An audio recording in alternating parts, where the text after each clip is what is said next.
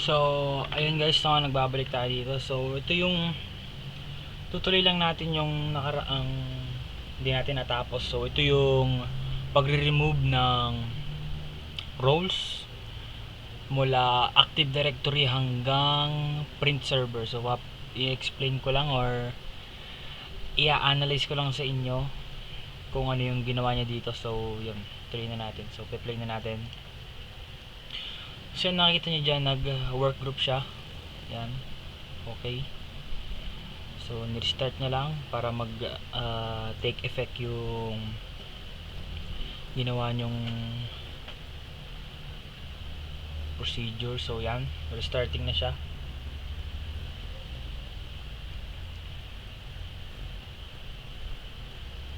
So, kaya nga pala guys, walang lag yung sa proof kong computer is naka 16GB ng RAM siya. So, talagang tas maganda pa rin yung kanyang processor. Ayan ko lang kung anong processor, pero maganda yon. Hindi ko lang alam kung ano yung video card niya o yung GPU. So yun, makikita nyo dito ang unang process sa pagre-remove sa Windows 7 is i-work group mo muna tong Windows 7, and then yan, install nyo yung ginawa nyong software deployment, which is yung app na Chrome sa. So dito niya install yon, control panel, programs, tapos programs and features. O kaya naman pwede dito yan, pakita ko sa inyo sa wait lang, sa saan ba yun? Windows 7. Windows 7 nga pala yun guys, pero pag sa Windows 10 pwede nyo dito yan sa uninstall. So hindi yan pwedeng settings, pwedeng control panel. Dati sa control panel, so mas mabilis dito yun, uninstall a program. So sa mga hindi nakakalam kung paano mag-uninstall, dito lang yan, press nyo to, tapos yan, pwede na mag-uninstall kung anong gusto nyo install dyan. So yun, balik tayo dito sa procedure na to. So in-install nya muna yon, and then pagka install nyan is wait lang, isubo lang ako. Kain kayo guys sa gobe, sarap to.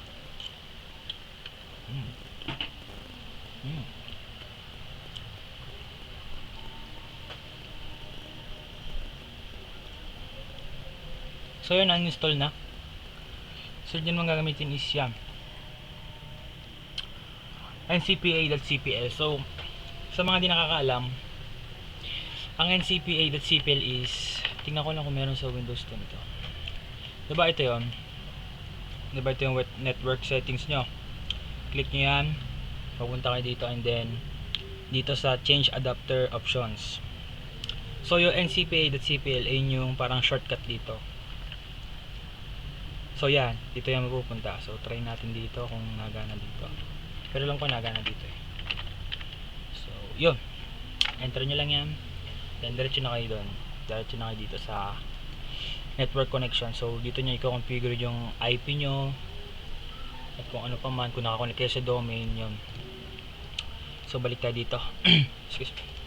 So yan, ncpa.cpl, right click, then properties, IPv4. So ang gagawin nyo dito is, wala na siyang gagawin dito sa taas kasi wala naman siyang nilagay dyan na configuration. So dito lang sa baba, i-obtain niya lang na automatically para mag-reset yung IP dito. So yun, okay, and then close, exit. So sa naman, Windows Server. So yun guys, ganoon lang kadali sa Windows 7. So una niyang ginawa is, para malinawan kayo, diba tapos na kayo mag-configure lahat hanggang print server, una niyang ginawa ay nag-log off siya kasi yung nilagin niya is walang admin. So nag-log off siya, nilagin niya yung may administrator. So ano ba yun, username ba yun or yung domain? Domain yata yun, yung domain. So domain, tapos backward slash ba tawag dun, basta yung kabilang slash, ano tawag doon. So yon, pagkatapos mo doon, administrator, tapos pagka login niya doon, ang ginawa niya ay pumunta siya sa control panel, then uninstall niya yung itong ganitong software deployment na app dito, and then pagka install niya, pumunta siya sa ncpa.cpl, dito niya tinype sa home, tinype mo doon yung ncpa.cpl, and then nakapunta na siya sa network adapter settings, and then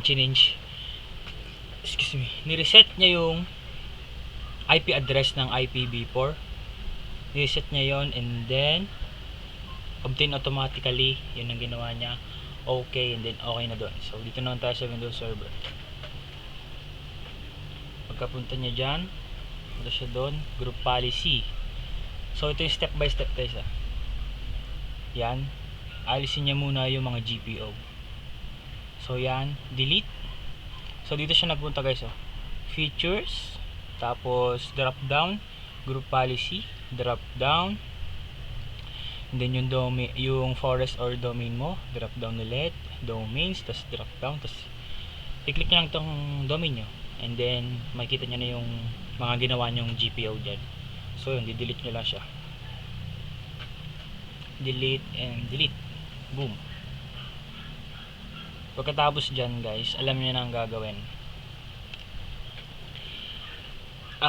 Reminder ko lang, kada may ipapalit kayo sa GPO or group policy, kailangan nyo, pagkatapos nyong mag-configure doon, kailangan nyo munang required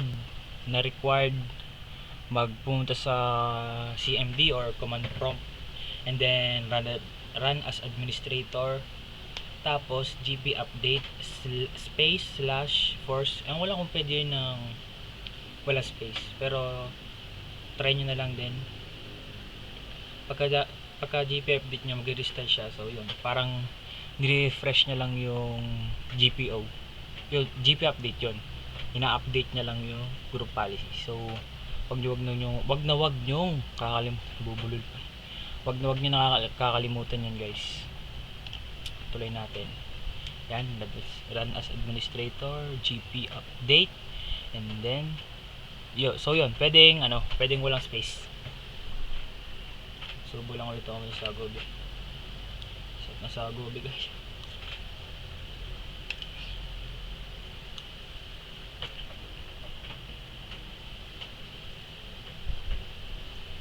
So restart, yes. So yun, tanong mo kung gaano kabilis yung PC niya. Ang bilis tong PC ng prof ko. Yan. Yan. Diba naalis niya yung sa GPO. So ang alam ko, ang sunod na dito ay yung folder yata ng pinagawa niya ng group policy, which is yung software deployment and folder redirection. So titingnan natin. X lang yan, X lang ulit. So yun nga yata. Hindi, i-install niya muna yung app. Sorry guys, kamali ako. Uninstall niya muna yung app. Yes. Record pa tayo. So nagre-record tayo. Pagka install niya ng app,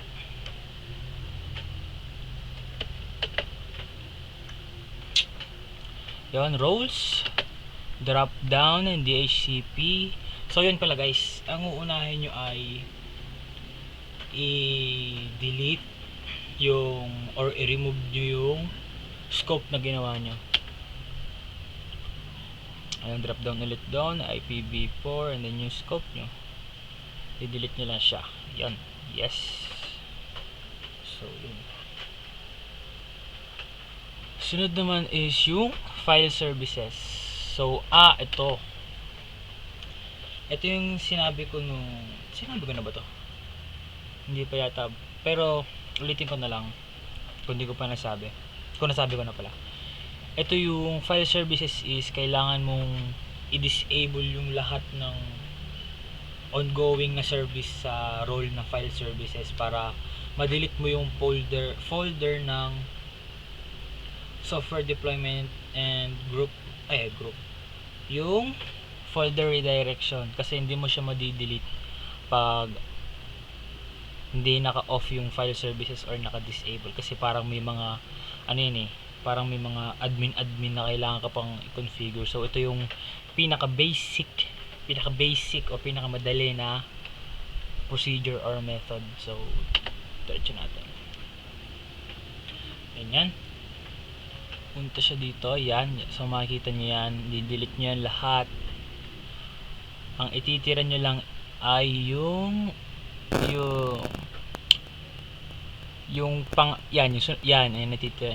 natitira nyo. Which is bawal din pala mag-delete. So titira nyo talaga. Yun. Disable nga. Hindi pala delete. Disable. Stop sharing. Yun.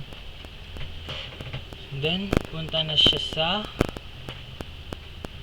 DC promo.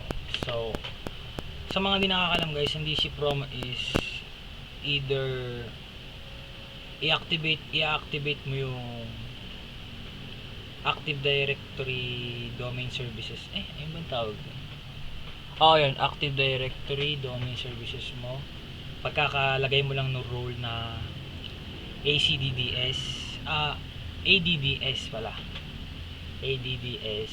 Pagkalagay mo nun, required ka mag DC promo para ma-activate. Or, kung i-remove mo na yung roles. So, ayun yung command. Sa home mo lang siya tatapat guys. Sa home ng server. Tuloy natin. Yan, medyo matagal yan. Subo lang ito guys. Sa Adobe. The best.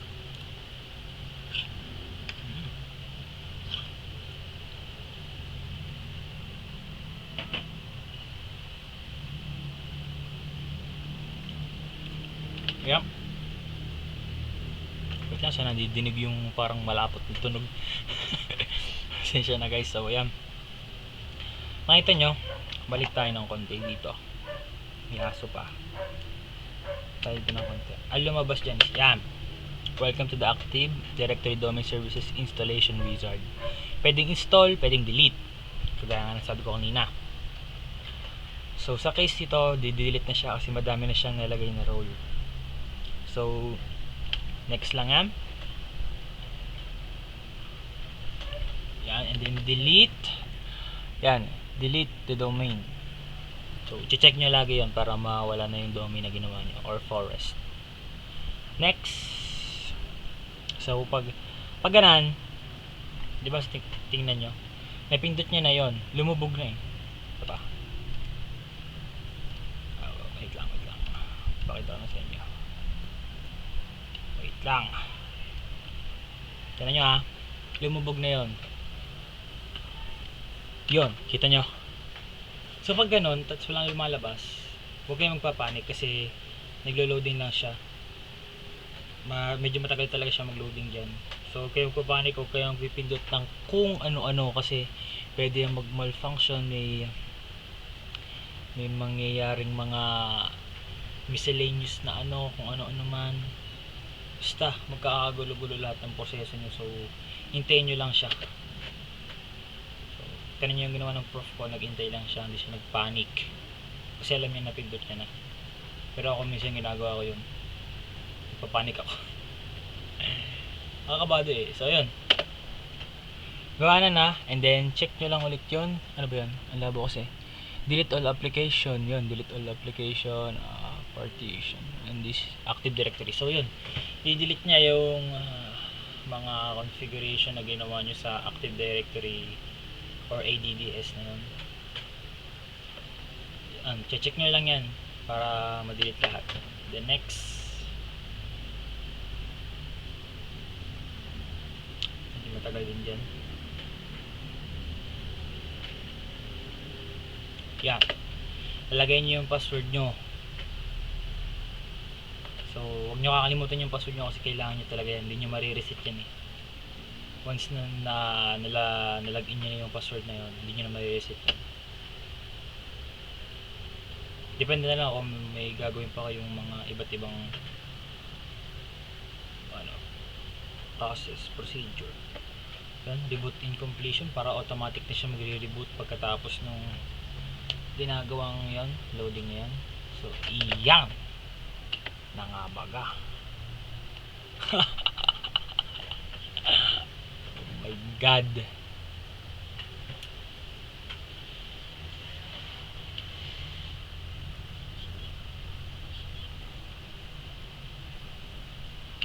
Wait ka lang guys, may ayusin lang ako. So balik na tayo. Inayos ko lang yung ayan. Ay hindi, papakita ko dito yung kung saan ko na download yung kasi bukod dyan sa VirtualBox is ma-download nyo sa Oracle. Basta may Oracle dun eh. Mangingi ng aso eh. Basta may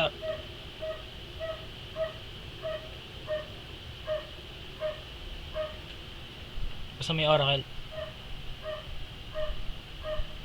Basta may Oracle doon. So yan, pagka titingnan nyo dyan, nalagay ko yung website dyan. Try ko din nilagay sa description yung website na yon kung makakaya ko. And then yan, doon na lang i-access yung mga operating system mo tulad ng Windows 7, Windows Server, Windows 8, kung ano pa, Windows 10 na crack. Doon yung makakita yung mga crack na may mga Adobe doon. Ano man nandun, basta madami doon mga crack na mga software. So yan, tuloy tayo. Yo, get into PC. Yan, diyan kayo maglalagin. Diyan kayo magpupunta na website, getintopc.com. Yan, diyan nyo madadownload lahat. Skip na natin to. Na-download lang ako dyan ng dindownload ko dyan. O sige, pakita ko na rin yung app. Pakita ko yung app sa inyo.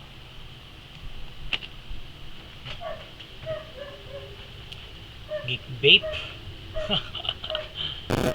Yan. Nagpunta ako dyan, and then makikita nyo dito, search, and then sinerch ko yung Windows Server 2008 R2 yung dindownload ko dyan. Hindi ko matandaan dito kung ano yun eh. Ano bang yan, makauna-unahan. Yan, dindownload ko yan. Sa baba nyo makikita yon. Baba pa. Yan. Wait lang.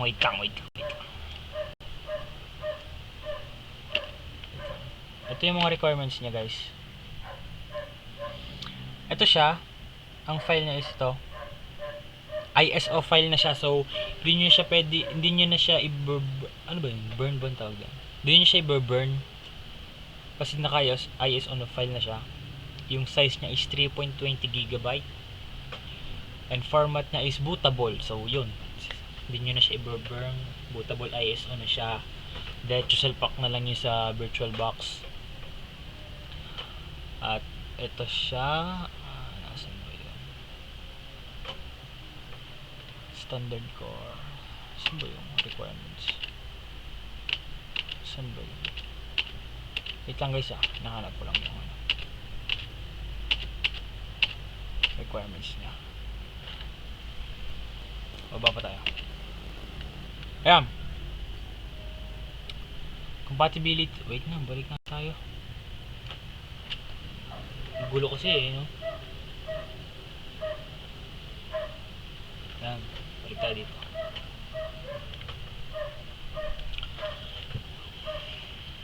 Hindi dyan. Ayun, balik ulit tayo guys. Sorry, miss ko, distract ako aso kasi. Post ko na nga. Iyon, nakakuha mo. Ito siya. Ito yung mga features niya. Post nyo na lang kung gusto nyo basahin kasi medyo malabo yun. Windows Server 2008 R2 updated January 2020. Technical setup details. So yun, full setup 3.3 GB. Setup type offline. compatibility niya is 64-bit. Meron siya guys 32-bit tsaka 64-bit. So kung ano yung ng PC nyo, compatibility niya, ayun yung download nyo. Separate siya. Latest version release, yan, pinaka-latest yan. Ewan ko lang ngayon kung nag-update na sila. And then, makikita nyo dito sa baba, ito yung system requirements. Minimum lang yan, yun, minimum lang to.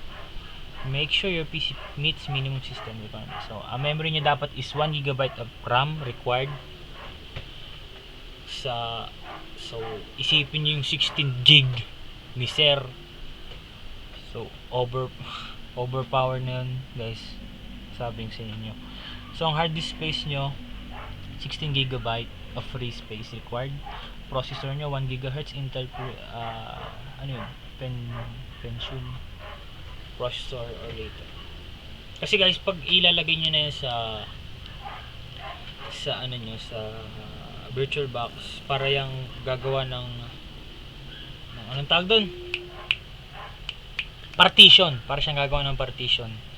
So, lalagay nyo dun ay pwede kayo magdagdag ng hard disk space. So, pwede kayo maglagay ng 40 gigs, 50 gigs, 60 gigs, up to ayaw ko kung anong limit nya. So, sa RAM din, ganoon din.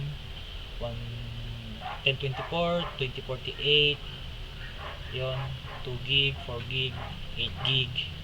Kung anong gusto nyo, 16 gig, 32 gig.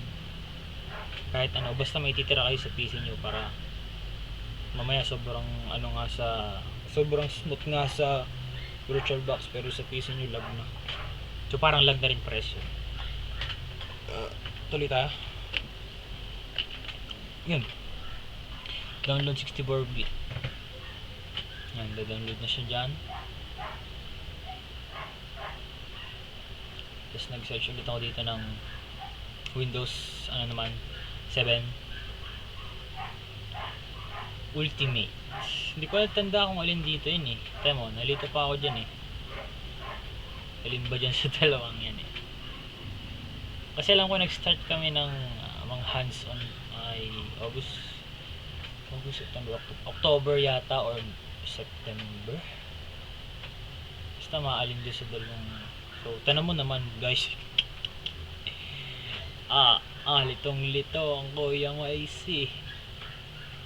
Alin di yan, tutoy mo na eh. Delay.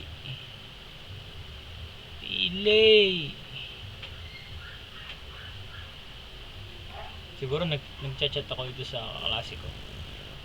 Para akong, hey guys, alin dito yung ayun, nakapili na ako.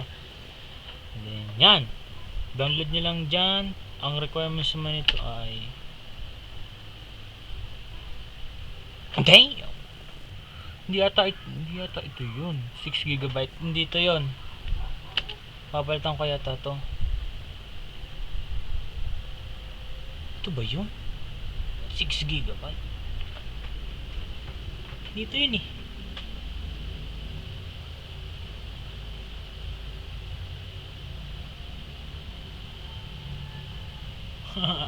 Makikita kayo sa baba. Yun dito. Makikita kayo dito. Bagulat ako dyan. 6GB. What? 6GB? Gali. Ay no. 6GB. Ay, kakancel ko.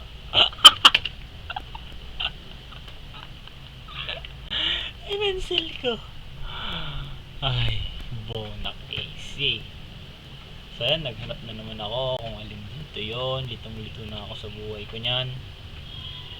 Panic pa ako kasi dapat nire-record ko yung ginagawa ng sir ko eh.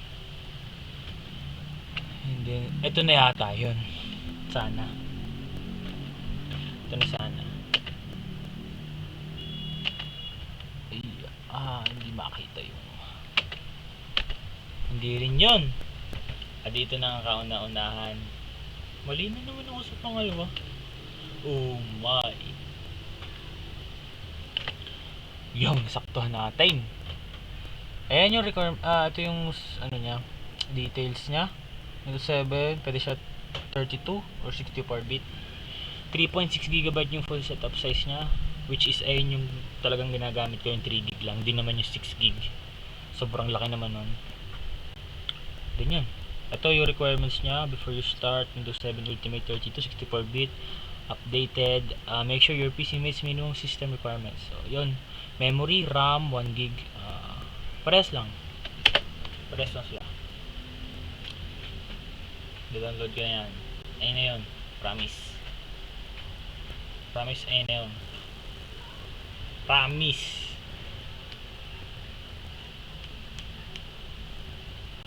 Ayun na yun, promise. Download mo na, ginagawa mo. Yan. Diyos ko pa. Inako pa. Ang tatagaling.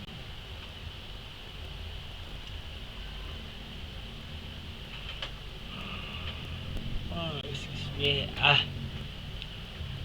Yun. Tagal mag-download no. Halatang bagal ng wifi namin dati. So yun, di-remove na pala si Sir. Ayun lang ginawa niya dyan guys. Nag-ano siya, dinilit niya yung print, then DC promo, delete all rows, then restart, reboot. Yun ang ginawa niya.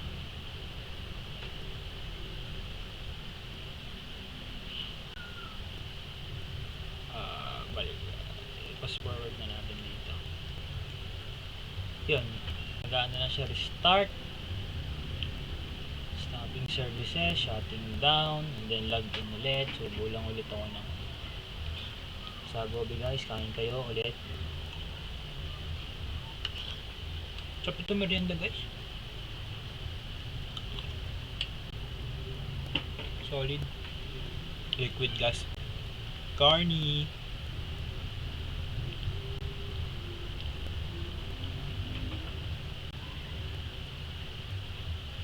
Yan, Control Alt Delete lang. So don't worry guys, pagkatapos ito sasabihin ko ulit yung step by step na ginawa ng prof ko. Sana matandaan ko guys. Wish me luck. Yan, start na niya, i-remove na niya ulit yan. Ang alam ko may isa pa ulit restart yan. Hindi. Yata. Hindi na yata. Nag-NCPA.cpl na yung si Sir. Yan, doon siya pumunta. Properties, ganun lang ulit, katulad sa Windows 7. IPv4 automatically obtain. Yun. Okay. Then yun, okay na siya, disable, then enable lang ulit para mag take effect. Next na niya yan. Tingnan niyo yung mga roles kung anong nangyari. Yun, restart pin. Okay na pala. So hindi na kailangan i-restart. Yun guys, okay na siya. Ganun lang, tapos na siya. So isa-isayin ko ulit. Diba tapos siya sa Windows 7, so pumunta na siya sa Windows Server. Ang unang niyang ginawa ay, sana maalala ko, ang unang ginawa niya ay, ano ba anong ginawa niya? Uninstall yung Chrome. Na-install niya yung Chrome sa control panel, and then tinanggal niya yung scope. Hindi, ang una niyang ginawa, inayos niya yung configuration sa GPO, and then GP update sa command prompt or CMD. Turn as administrator lang yon. GP update /force restart, login. Tapos ang ginawa niya naman ay ina-install niya yung Chrome. Ina-install niya yung Chrome. Tapos disable niya yung file services. Stop sharing lang yon. Maliban lang sa isa doon, yung hindi niya ma-i-stop. And then pagkatapos noon, ang ginawa niya ay DC promo. Pagka DC promo niya, DC promo, delete all, delete domain, restart. Pagka restart, log in. Tapos Hindi na capture dito eh, pero ang alam ko dinilit niya yung folder na ginawa niya doon sa pang GPO sa folder redirection, and yung software deployment ayun yung ginawa niya. Dinilit niya yun. Pagkatapos niya i-delete yun,